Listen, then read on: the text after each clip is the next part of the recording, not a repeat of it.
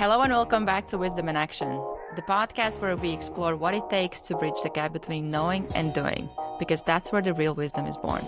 I'm Ostra Putnenja, resilience coach and podcast strategist, and I created this space to have honest conversations with real experts and bring you practical insights you can apply, not just think about. And today's guest is no exception. Today, we are joined by Brett Sams, the director and self-care consultant at the Self-Care Zone. He's worked in the human services industry for 20 years and is a qualified social worker. Brett has taken everything he's learned professionally and personally and created resources that help people in community services learn how to care for themselves so that they can show up fully in their lives, families, and communities. Brett, welcome to Wisdom in Action. Hi, thanks for having me. Pleasure to have you on. So to start us off, what is one piece of wisdom that changed everything once you started applying it?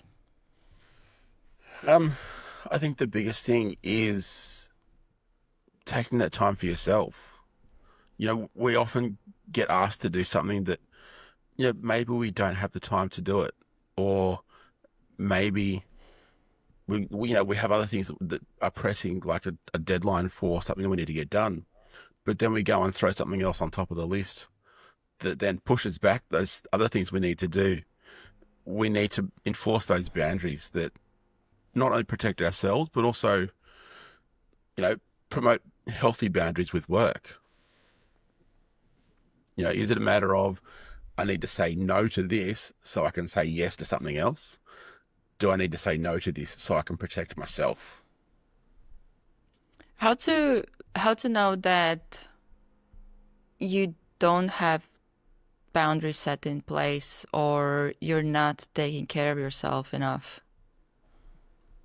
There's a few signs to burnout. First one would be, you're starting to get a bit cranky, lose your temper a bit easy with, your family, your kids, work. You're not sleeping well. You might be reaching for multiple coffees a day. Are there these little signs that might be something, like indicators that something big's happening in the background? I put out a video today, and the opening line of it is, your body whispers before it screams. What are those little things that you're not quite noticing? They're there. But, if you look deeper, you might start to see them. Can you find these little things that are just eating at you a little bit? Focus on those and go, okay, I need to work on this. Actually, I have a question about the self-care, because I think one thing that I realized a few years ago was I didn't really have a concept of self-care in my mind. Partly it was because I don't think it's not necessarily something that you're taught, I think, unless it has been taught intentionally, but it's not like in school curriculum how to take care of yourself or your mental health. I'm trying to get there. Okay, so, that's good. I've put out a few TikTok videos, and I went and looked at the analytics of these videos, and it showed that for some of the videos, the biggest age group were 13 to 18-year-olds.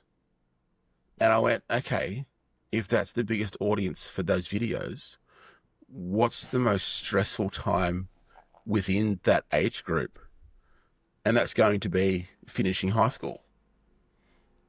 You've got the stress of the exams, community stress, parental stress, school stress. For what? Yes, there's this big push to finish year 12, but not everyone has to go to university to get a degree. There are other ways to still progress in life without all these other pressures on, essentially kids. Can we bring in some self-care training into schools to teach them how to manage that stress as they're going through this stressful time of their life? And you're right, it's not taught. But I think since the pandemic of 2020, we all kind of took notice of what self-care was more. But it shouldn't have to be something, significant like that goes, okay, what's something I can do for myself? It's something that we should be doing all the time. Yeah, it's what, well, first question I wanted to ask is how would you define self-care?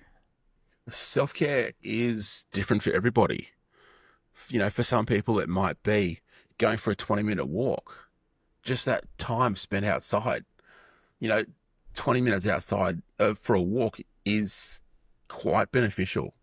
It's not just being active, it's being outdoors and breathing fresh air, it's being in the sun, it's, you know, doing all these other things as well, plus getting your heart rate up, plus working towards fitness goals. So you're really doing 5 different types of self-care there in one go. So it's all about habit stacking with that one. Mm. Um, so look at what works for you. So you work out what works for you by thinking about, okay, what activities do I enjoy? Some people, it might be going to get a massage. It could be going and getting a coffee and just sitting down for 5 minutes while you drink it. Enjoy that coffee, savor it. Yes, I drank a lot of coffee.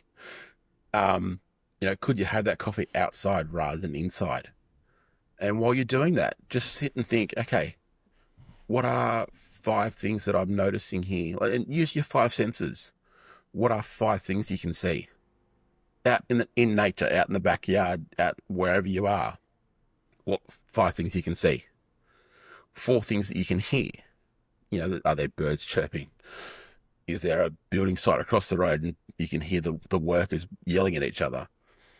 3 things that you can, touch. The warmth of the cup, the feeling of the warm sun on your skin. 2 things that you can, you know, 2 things you can taste. Whether you've got your coffee and you've got a biscuit or a bit of cake, enjoy that flavor in your mouth and don't just scoff it down. Take your time. Work through the process of chewing it, but also the different sensations in your mouth. And one thing that you can, what's the 5th sense? I think it was smell. Yeah, so one thing you can smell. Can you smell that coffee brewing in the cup? Taking the time to notice these things, then that brings you back, forgets about everything else that is the stress, and brings you back into the present. I think I'm curious to hear about what got you into self-care because I think a lot of the times, I know for me, what got me into psychology is like, how do I fix myself? A lot of times we start with ourselves, and Yeah. then as we go through it and we find some solutions, we find something that works for us, helps for us, and even we see the results. That's when we want to go out and share with others. So where did your journey start with the self-care? So mine started about 20 years ago. I was working at a day program for people with disabilities. And this was my first job in the industry. There was a couple of participants there who high behaviors, high medical needs. So you've got someone having a seizure, someone headbutting the wall, the different sensations going on inside the center. And I looked at it and went, that's at work. I now need to go home and not think about the stress that happened at work. What can I do? And for me, I had a 40-minute drive home each way. So what can I do in those 40 minutes? I like listening to music. Back then I played the drums. Can I put on some music that is quite drummy and, tap on the steering wheel as you drive along? Just to get you back into that rhythm of no longer thinking about work. This is what I enjoy doing. This makes me feel good. And by the time I get home, I'm not having to think about that. I've got a friend who used to work about half an hour from home. And it was quite a major intersection. And his friends knew the job that he was doing, but they could see the stress building up on him.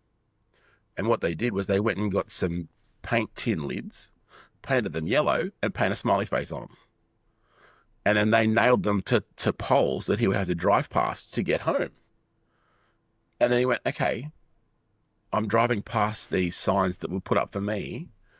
This is where I stopped thinking about work. So as he'd drive past those, he'd take a deep breath and let go of the stress for the day. And what he worked out was, if I do that one pole closer to work, then that gives me more time to transition from work to home. And this is what's called the third space, is between that space between work and home. It could be the drive home. It could be you catching a train, you're walking home. What can you do in that space? There's some people that, drive past the beach if they can, sit and watch the waves, put on some music, put on a podcast, go to the park and just feet in the dirt. There's different things you can do to help that transition through that third space. With that transition, is there any advice you have for people? There's like two people that come in mind. One is, and it was like really important during the COVID time when you actually work from home. So you actually work from the environment where like you usually would rest or try to actually get off work. Yeah. And also with entrepreneurs, because a lot of times there's no finish line really. There's no like, okay, it's 5 p.m. I'm done with the work. I'm just gonna go on with the rest of the day. What's 5 p.m.? I mean, it's at quarter to 11 p.m. and I'm recording this podcast. So, working from home, we all had to do it. But what can you do? Can you move your office into another room, pull the door closed? Can you get a sheet and put it over your computer so you can't actually see the computer? This was really hard for me because back in 2020, my office was in the bedroom. Like, it's normally that space where you go, okay, forget about work. This is bedroom. This is relaxed time. But for me, it was literally in the bedroom. So it was having to intentionally block off that space so that I couldn't see the computer. If I can't see it, it's not there. And with entrepreneurs, it's looking at time blocks. Can you, put in your calendar, this is the work hours. This is me hours. Yes, it's hard because, as you said, there's no 5 p.m. But can you go, okay, between 9 and 10 o'clock at night, I'm going to close the computer, have a nice warm shower. Maybe the everything shower is a great idea, where it's a full body experience. You dim the lights, maybe light some candles, maybe play some music and do a full body scrub. It might be a face mask. It might be leave-in conditioner. It could be anything. What works for you? This is when, you put in that time in your calendar. But then once you do that, you then don't go back to work. Yeah. Actually, I can relate to this. This is something that I have been practicing, especially last few weeks, where I have set myself a deadline. Well, now it's going to shift because, as I said before the recording, I'm about to join a program that will finish at 2 a.m. my time for the next month. Yeah. But even with that, for me, it's been I think I'm probably going to shift it where right now, until I start that program, I have it where after 9 p.m., there's no work. Yep. I just, even if I want to, sometimes I need to send over some daily breakdowns to my sales coach. And I have let him know that if you don't hear from me, that's because I closed out the day and I don't want to think about work, focus on work. I'm learning to set that boundary, which when you're so into working mode, it's so hard to do. And now I'm probably going to shift it where the mornings, because I'll be up late, things like that, morning until certain time, that's a me time. That's where I focus on myself. And also another thing that I have found that is working for me is I'm doing this program called 75 Hard, where it pretty much you have heard of it. Okay, good. I've heard of it, yeah. So I have finished it 3 times. This is my 4th time doing it. And every time when I have busy season coming up, that's when I actually make sure that I'm doing it, because it checks off all the boxes for me to, at the very least, take care of myself, take care of my body, eat well, drink water, read pages for something that I want to learn outside of the work. Yep. And with that, it's been something that it actually is helping me not to neglect myself, because at the very least, I know I will be going outdoors, even if it's just going for a walk or something like that, but it's happening every day. And I could, because it would be so easy to be well, this is a busy season, I need to focus, I don't have any time for anything. But then the more I do it, the more one is I'm actually more present in what I need to do with the tasks because I have taken care of myself and I feel good. And I even like see progress in things that I'm doing, which makes even more excited.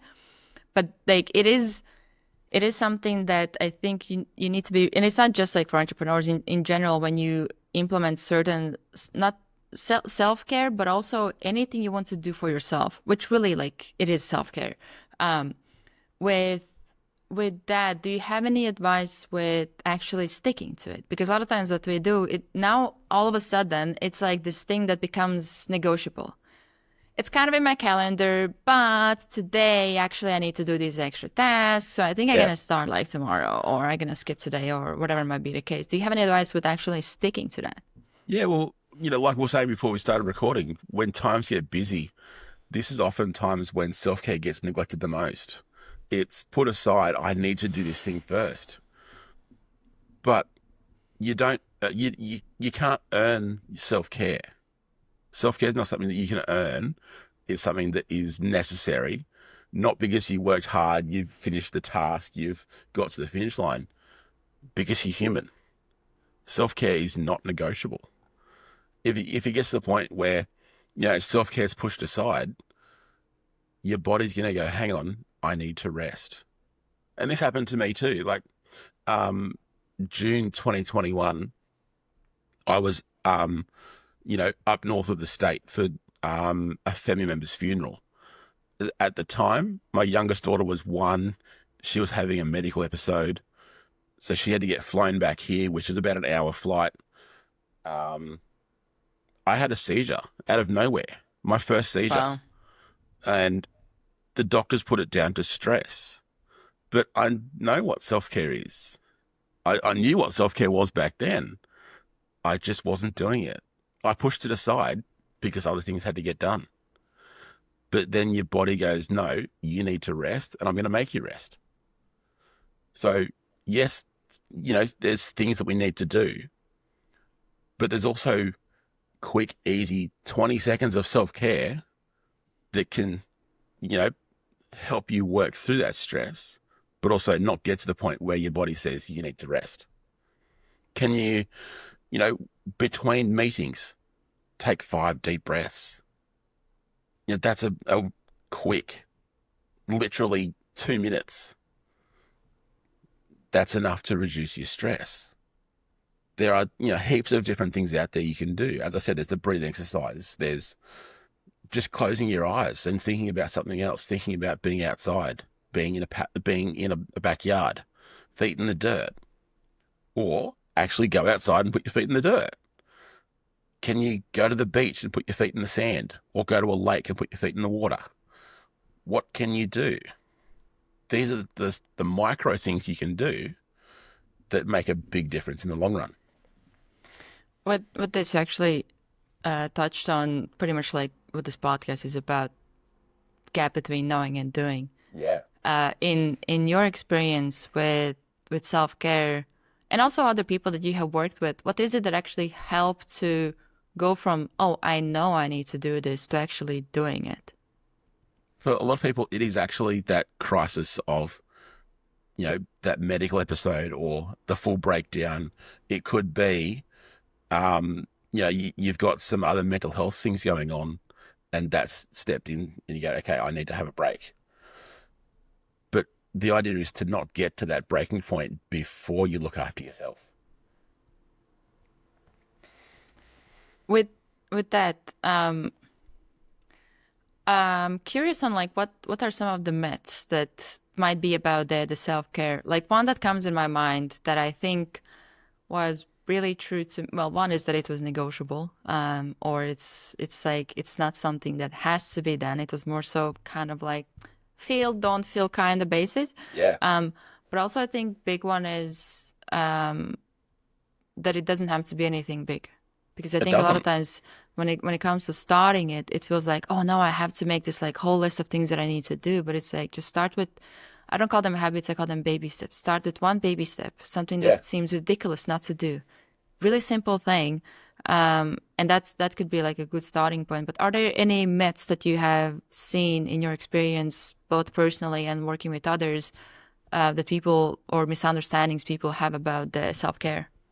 So, yeah, one of the big things is that self-care does have to be that big, elaborate, time-consuming thing. But actually, the best self-care you can do is the 2-minute breaths. It's the 20-minute walk. 20 minutes doesn't seem like a long time. You know, a 1 hour workout at the gym is like 4% of your day. It's not that much of a time commitment. If it is, can you go for half an hour? Can you go for 20 minutes? Can you go for a 10-minute walk around the block? Another myth is that self-care is having to go to the salon to get your hair done or go get your eyebrows done or your nails done. Yeah. But I saw a video from a psychologist talking about how she did this herself. She was going, so she had it in her calendar. She had to go and get her hair done every week or every couple of weeks. But then she was getting anxiety around that appointment of having to stop doing work, travel over to the salon to get it done. There goes 3 hours of the day. But what she found was that that was creating more stress than what it was meant to be relieving. And this is what, yes, these things are good, but I call it others care, not self-care. You got others doing the job for you, but what can you do at home instead of doing that? Can you go and buy a bottle of nail polish and paint your own nails while listening to some music, while watching a TV show? What are these things that you can do for yourself that you're outsourcing to other people? I was about to say, like, the message there sounds like you can't outsource your self-care. No, it's self-care, not others' care. And I think that's the biggest thing is, at least here in Australia, there seems to be a push of the media company saying this is what self-care is. You've got to get this new face cream to do self-care. But is that self-care or is that just advertising? Yes, it can be good, but if that's your only source, if you're only relying on these new face creams, then is that creating more stress of the financial effort, the work that's going into it? Can you go and buy a $2 moisturizer that's basically doing the same thing? Yeah. It's actually something I realized. I had this thought like years ago when I was in the gym. Self-care, self-love, really similar concepts. But I had this thought of like, oh, so this is what self-love is. Yeah. Because I remember I had this thought of like, I wasn't drawn to all the like bubble baths and like that whole marketing side of what self-care is, which it is self-care, but I wasn't drawn to it. So to your point about like, it's individual. What I'm more drawn to is like going on like 50K bike by myself, like no headphones, no nothing, in nature, connecting with myself, going through my thoughts, just enjoying the weather, and being off from like all the devices and everything, or spending time with my family, or meeting my friends, or doing like winter swims. Like there's different things that I consider as self-care, or just time with, which is big difference, time by yourself versus with yourself, time that I can spend with myself. And that has filled a lot of my cup, because the moment I stopped trying to, well, I didn't even try to fit in those like measures of what self-care is. I would struggle because I was like, I'm not drawn to like bubble baths and that whole thing. Maybe at some point I will. Maybe it comes with age. I don't know. But but that's where I think it's really important what you're sharing, that it's individual, and it's about finding what works for you, and also about trying enough things, because I think a lot of times we end up stopping too soon. We might try like two, three things. It's like, oh, it's not for me. It's like there's so many things that you can do. There's so many variations of things that you can do. Like for me, also with meditation, I was like, that's not for me. But then I started to do Wim Hof breathing, and I was like, oh, actually, I kind of enjoyed this. And now I started to do more reading on like Joe Dispenza, and I'm like, okay, I'm gonna give it a go to his meditations and see what will come from it. So a lot of it is also seasonal. It's like some seasons you might be drawn to one thing, some seasons you're not. Yeah. But it's about like always having something that you're doing for yourself. And that's the idea, is that you've got this toolbox of things you can go to. okay, this worked last year. It didn't. So this worked last summer. Didn't work Yeah. in winter. Hang on, we're coming into summer. Let's try it again. Yeah, and I Every, think it's also, yeah, go ahead. and look, this is why we need to look at what works for us and not just go, this is the one thing that works. It's Mm. like I've heard the analogy of, you know, like a hammer. If all you know is a hammer, a screw comes along, you can't hammer in a screw, but you've only got the hammer. So you need to go and learn something else, like a screwdriver, to work the screw. It's the same thing with self-care. If all you know is this one thing, when something new comes along and that doesn't work, you're still going to try that one thing even though it doesn't work. So then you've got to put that work in to go and learn something else. So whether it is that change of season, like we're coming into winter here. So instead of going outside and enjoying the 20-minute sun that you would have in summer, yes, you're still going to get it because it's Australia. It's, sunny all year round. But maybe it's the wind's starting to pick up. Your skin's starting to dry out a bit more. Do you need to change your skincare routine? Try a different moisturizer. And these are the things that we need to learn as we go along. What works now may not work tomorrow, but it might work the next week. Yeah. Another thing I wanted to touch on is the guilt, especially parents' guilt Yeah. about taking care of themselves. And I assume you also can relate as a Yeah. parent. Yeah. Do you have any advice? It doesn't have to be only parents, but I think parents is like really good example of how to prioritize self-care when you have guilt about taking time for yourself, taking time away from your kids or other obligations that you might have. This is where the myth that self-care is selfish comes back to it. Self-care is necessary simply because you're human. So, and this is, if you've got a partner, this is where communication comes in. You say to them, I'm going to schedule in 2 days a week that I'm going to go to the gym. Are you able to look after the kids while I go to do that? Take it in turns. I'll go tonight, you go tomorrow night.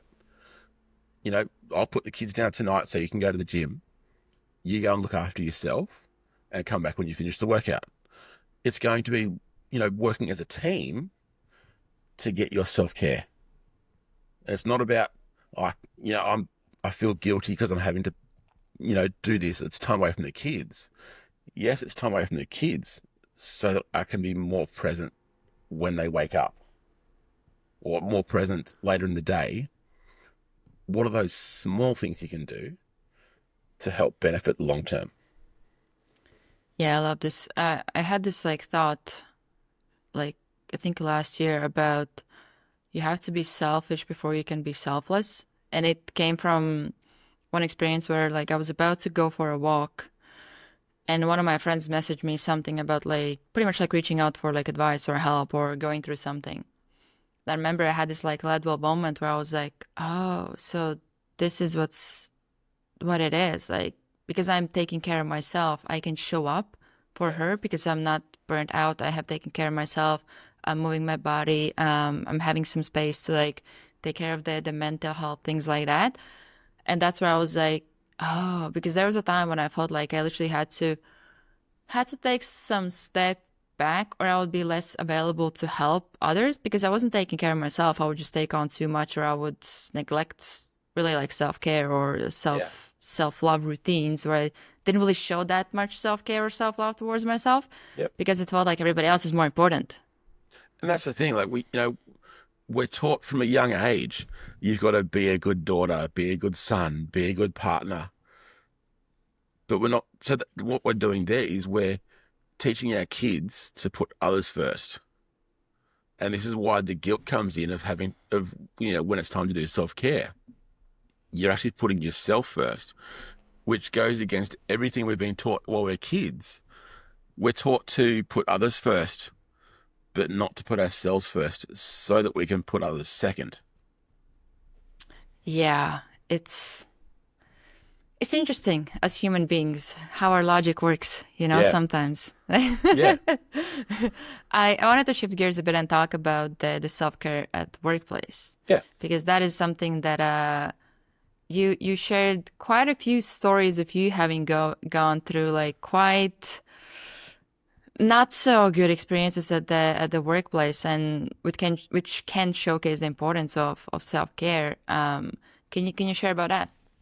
yeah. So the idea of the workplace self-care, this is something that I've worked with, as I said, for 20 years. And when I did my social work degree, the importance of self-care was drummed into us. It seemed like every single breath. And since I graduated, nobody's mentioned self-care at all. But if self-care is that important, why aren't we doing it once we graduate university? So what I did was I created this workshop that can go into a workplace and teach what self-care is. But it's not just here's the workshop, see you later. What I want to do is change the culture of the company. For most community services companies here in Australia, they do supervision, which is sit down with your supervisor, work out how you're doing your job. Do you need something to help you do your job? What I want to do is I want the first question of that supervision to be, how's your self-care? By changing the culture of the company, the idea is then that more people would want to come and work for you, less people are going to want to leave. You're creating this culture of where people want to be. They're more happy. They're less sick. Like there was a thing put out earlier this year says that in Australia, the average time people have off work on stress leave is 8 months. Whoa. That costs $86,000 for the company per person, because you've then got to pay someone to replace that person that's off. You've still got to pay the person that's off. So you're paying two wages for one person to work.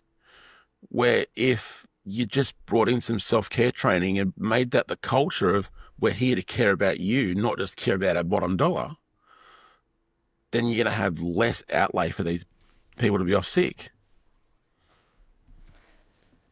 Wow, that's a crazy statistic. Yeah. I definitely can see it, how you can get there. Is there something that can be done to prevent getting there? Even like when it comes to the self-care within the company, what would be the process to even initiate it? Even as simple as showing care for the people that you work with, that you actually care for them, not just like, oh, you're just one other number of like people that help us reach our goal. Yeah. So the idea is you start at the top, have the managers discussing this. It will filter down to the rest of the staff. And it might be, instead of talking about what happened on the weekend, well, what happened with soccer or sport over the weekend, it was, what did you do for your self-care over the weekend? And build this into the conversation that happens on a Monday morning. The scary thing is, I heard this years ago, was that the most heart attacks happen on a Monday morning. People stressing about having to go to work. Where if we can change the culture of the companies that we work for, we're not going to be having that high stress going into work on a Monday morning. We're going to be then Yeah, people will be having looking less forward to heart it. attacks. Yeah, that's right. Are we going to be having less heart attacks because that stress isn't as high? How to let's say there's this like manager level meeting. Um, do you have any advice for like managers who maybe are listening, who they want to implement some of this or start some of those conversations? Any advice to start them or how to start them? I think if you're starting, what you could do is create an achievement wall, just a poster on the wall. Could you write some positive feedback about a staff member? Could you put up your wins for the week? What did you achieve this week? Whether it's, a big sales, a big sales pitch that you smashed and you won the sale of it. put up your wins and celebrate them. At the end of the month, take a photo, pull it down and start again. You're always going to be going through these positives. You're then going to go, okay, next month I'm going to try and beat that. If you don't, then that's okay. You've got something to aim to. So a question would be about managers that have people that are under them, reporting to them, how to find that balance to, I don't know if they have a need to find that balance. I know that I have experienced it with people that I'm working with, where for me, I have this coach in me, and I have this, like, I do care for people. I understand the importance of the mental health and also their well-being outside of the workplace, as well as, like, for me, it's really important that they actually like what they're doing. So sometimes even like with some people that are working with me, I would ask them, like, do you prefer to do this, or you prefer actually not to do it? Because then I can give it to somebody else who might enjoy it more. But at the same time, like, it can be a tricky kind of fine line to find that balance where you check in with them or you have conversations and make sure they're good, versus keeping it professional. And I think that has been, like, I don't think it has been as big of a problem as I might perceive it to be, but it's like, do you have any advice with navigating that, with that dynamic? Because I think it might be something that might be, I have heard some stories of some people where, especially when they go to some get-togethers with a team, where they're like, oh, I can't behave a certain way because I'm the manager, so I'm still kind of, I want to maintain that, like, I'm the leader, things like that, in their behavior outside of it. I think that might be something that might be some resistance to some people, even to start those conversations or go there, because it's like, okay, how do I blend that, showing the care versus still keeping it professional? Do you have any advice there? Yeah, and that can be hard because oftentimes, those managers came from the lower positions and worked their way up. But we're not taught as leaders how to manage that. As we're promoted to leadership because we do the job well, but we're not taught how to lead those that are in our charge. Is it a matter of, can you, and this comes down to, it's not just when you go to these events, it's a weekly thing. It's having lunch with the team. It's, getting a coffee in the main kitchen rather than in my manager's kitchen. It's mingling and building those relationships so that when you do go to these big events, then those things that you're feeling aren't there because you've already built that connection with the team. It's hard to lead a team that you're not part of. Yeah. You need to put in the effort to be part of the team that you're going to lead. I think that's one thing that, from when people step up to become managers, it's like, I'm no longer part of that. I'm now part of this. But if you're still managing that other team, or, another team that is on that level, you need to put that work in. It sounds like a lot of it might be about bringing the humanness back. Yeah. In some ways. Yeah. And actually, it's something that I actually have seen. Like, I'm playing, like, amateur league basketball here, and it was, like, so funny. We trained for like 1 or 2 months together before we had our first, like, team get together. Yep. And I'm learning about these people like I have never met them. It's like, oh, you're working there. Oh, and this is what you like to do. Oh. And it's like, it's so interesting because what we would do is we just show up to practice. We train. We have, like, some, like, banter, nothing, like, we don't really talk too much about stuff. Yep. And leave, and that's it.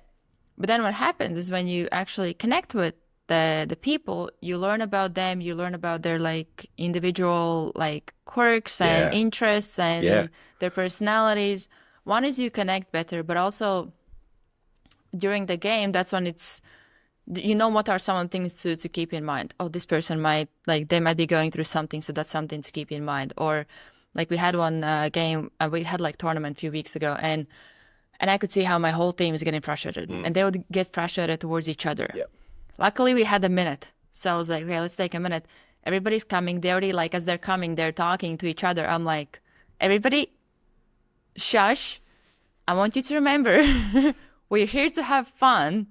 And I want you to remember that as we're playing, let's play as a team. And we were like down a few points or something like that. It was like really close game. And I said, I'm like, instead of putting frustrations out on each other, let's forget all the stuff. If somebody makes mistake, that's fine. Like, we're going to learn from it. As long as you go back and you try to fix it, or you show up in a defense, whatever might be the case. But let's just remember we're a team. We're here to have fun, and let's try to support each other instead of like being angry at each other. Yeah. But And here's the thing, though. You said that you did training sessions, like a few training sessions before you had that catch up. If you had it the other way around, then in those training sessions, or, you know, in that stressful game, you'd know better how to connect with that person rather than, you know, yelling at them. You would know how to connect with them better. So then you wouldn't get to that frustration point. I think the challenge there, and it can be really like, you can draw parallels with the workplace as well, is that, and that's a challenge for me, like psychology, everything. I love that. But it's like, you can't control somebody else's emotional regulation. Yeah. That's something that they need to learn themselves. And that's where at those high stress situations, it comes out. And I personally look at it as, that's our way to now practice it. Yeah. In that moment when we're in it, we need to practice to actually calm ourselves down. Remember, we're here as a team. It's not about you did this or you did that. And it's like, in that moment, sure, we might end up like having shitty game, whatever might be the case, but that's actually for us to practice. Yeah. Like, this is where we actually practice. And it's the same in the practices, because sometimes there's frustrations in the practice as well. Somebody had like bad day at work, or they have some stress, some relationship issues, things like that. They show up with their baggage. And a lot of times it's like they just want to like get it out, and they get frustrated, and it's tiny mistakes somebody made or whatever might be the case. And all those things, it's like a lot of times we look at them as something negative instead of like, this is our opportunity to learn, to connect, to support each other. Like, we have had several situations where like somebody's having, like there's one teammate that had like a literally breakdown like during the game, and like not the whole team, but like, which like she would get on the sidelines, and like there would be like teammates that are supporting her, calming her down, things like that. And that's where, like, for me, and I see that with teams as well, a lot of the times, especially I have seen it with like endurance sports, we actually get the closest when we go through pain together. And that's where we actually learn to support each other instead of like pointing fingers and things like that. But it's really interesting to find that dynamic in the workplace, because I think in some ways, like in workplace, it's kind of expected not to care, I think. Yeah. Like, it's not like a standard. It's just like, you need to show up. You can't be emotional. You can't have any problems. Whatever problems you have, leave them behind the door. Yeah. It's also the You're same. here to work. It's also the same thing when you go home. You know, it's the expectation of you leave your work stress at work. But we're humans. Yeah, It doesn't yeah, work yeah. that way. We're going to bring is true. stresses from outside inside. It's just a matter of having to work through those stresses in that place, but also in that third zone, or the third space. That's why we need to do the self-care. Yeah, I love this. I love this. Well, before I ask you a last question, where people can find you, connect with you, learn more about what you're doing? Yeah, so I'm all over social media, Facebook, Instagram, TikTok, LinkedIn. All around. And I've got my own podcast, The Self-Care Zone, on Spotify. And theselfcarezone.com is where you can find me. All right, so the last question for you, what's one piece of wisdom you're still learning to live?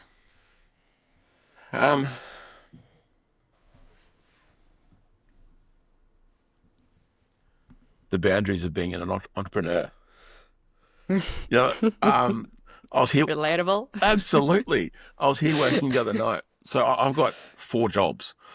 One of them is, it's like a behavior therapist. And that's not counting being a father, right? No, that doesn't. That's that's 5 jobs, the 6 jobs, because I've got 2 kids. But 2 of the other jobs that I've got are like a behavior therapist, but I specialize in working with people with disabilities. And I set a time. Okay, I'm going to finish at 11 o'clock. I'm going to have a shower and go to bed. I turn the computer off at 1:30. You just get in this zone. And yes, while you're there, you want to keep going, but it's important to stop and just take those, have that break, close the laptop, go and have a shower and go to bed. I think it's the hardest when you're actually passionate about what you're doing. Yeah.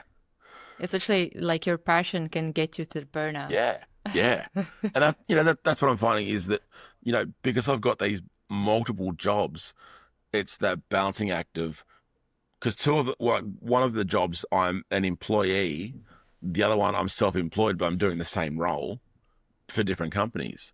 So balancing that there, but then also doing the self-care zone on the side. And, I work 9 to 5 on the employee role. I've then got to bring in more income or generate, do things like podcasts or social media posts at night, because I can't do that through the day. It's just that big balancing act. And what I've had to do is go to my calendar and go, okay, put in what I need to do for the day. So like 7 days a week, I've got a notification that goes off at 9:30, time to go to the gym. And, that's for an hour and a half.